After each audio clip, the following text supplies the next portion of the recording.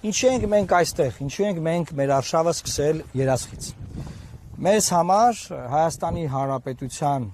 Սահմանադրության առաջին հոդվածը առանցքային հիմնարար նշանակություն ունի, իսկ այդ հոդվածը խոսում է Հայաստանի Հանրապետության ինքնիշխանության մասին։ Ահա այն ինքնիշխանության սիմվոլը, որը այսօր Հայաստանը ունի։ Սա երասխի մետալուրգիական գործարանն է որպես սիմվոլ, որովհետև այսօրվա կառավարությունը 2 տարի առաջ Ադրբեջանի պահանջով Հայաստանի Հանրապետության ինքնիշխան տարածքում դադարեցրել է երասխի մետալուրգիական գործարանը, որը կառուցվում էր ամերիկյան ներդրողների կողմից։ Այսինքն ամերիկյան ներդրողները երասխում Հայաստանի Հանրապետության ինքնիշխան տարածքում սկսել էին կառուցել մետալուրգիական գործարան, Ադրբեջանը սկսեց կրակել, վիրավորել նաև գործարանի վրա աշխատող բանվորներին եւ գործարանի շինարարությունը դադարեցվեց։ Հետագայում այն տեղափոխվեց այլ վայր։ Հիմա խոսալ անդադար ինքնիշխանությունից, ասել, որ մենք ավելի ինքնիշխան ենք, քան երբևէ, սակայն ունենալ նման ամոթ, նման խայտառակություն եւ բան անել, մեծ խոսալ, հոխորտալ ընդդիմադիր ուժերի վրա,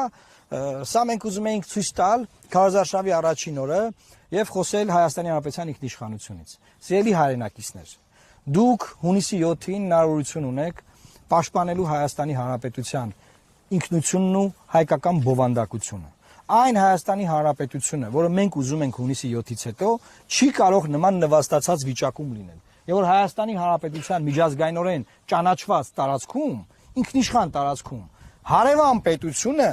կրակելով արգելում է կառուցել գործարան, որը բոլոր չափանիշներին համապատասխանող գործարան է, եւ այս իմաստով շատ կարեւոր ենք մենք համարում, որ մեր հայրենակիցներն իմանան, որ մեր թիմը այս ընտրություններին մասնակցելով սպառողական խոստումները մի կողմ դրած, խոսում է այն խնդիրներից, որոնք պաշտպանելու են մեր հայկական պետականությունը, Հայաստանի Հանրապետությունը։ Հունիսի 7-ին գնալով ընտրական տեղամասեր, քվեարկելով 19 քվեաթերթիկով, ընտրելով մեր թիմին, դուք հնարավորություն եք ստանալու այս խնդիրները կարգավորել։ Այս խնդիրների կարգավորումը բացարձակապես պարզ չէր։ Հետևողական աշխատանք էր պետք, սկզբունքային էր պետք լինել, պետք էր ասածին տեր կանգնել, գծած կարմիր գծերին տեր կանգնել եւ հետևողական բանակցային գործընթացում կանգնել մեր դիրքերի վրա եւ այս գործարանը կկառուցվեր։ Բայց ինչ արել մեր իշխանությունը։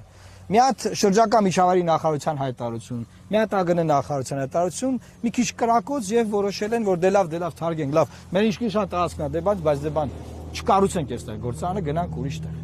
Էսա այսօրվա իրավիճակը, ձեզ կասեն 10,000 դրամով ձեր թոշակն ենք ավելացնում, մեկը կասի ձեր դեղերն ենք էժանացնում, այն մյուսը ուրիշ բան կասի։ Իմացեք, եթե ինքնիշխան, անկախ հայկական պետականություն չունեցանք, մենք բացարձակապես որևէ ձևով որպես ազգ չենք կարող պաշտպանված լինել ապագա ցեղասպանություններից եւ ապագա արհավիկներից։ Սա է մեր այսօրվա ուղերձը։ Մենք սրանով ցույց ենք տալիս, որ որպես կուսակցություն, որպես ընտրություններին մասնակցող ուժ մեր համար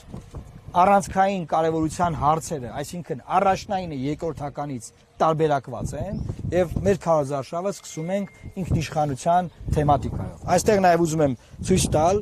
մեր խորհրդանիշը, մեր վահանը, մեր ազգի, մեր պետականության վերջին դարերի արդյունքում ձևավորված սիմվոլներն են եւ առաջին տեղում բնականաբար մեր զինանշանն է, մեր պետականությունն է ցույց տալիս եւ մենք ձեզ ասում ենք սիրելի հայրենակիցներ, որ այն շանսը, որ մենք բոլորս հիմա ստացել ենք այս ընտրություններով, մեր պետականությունը պաշտպանելու մասին է։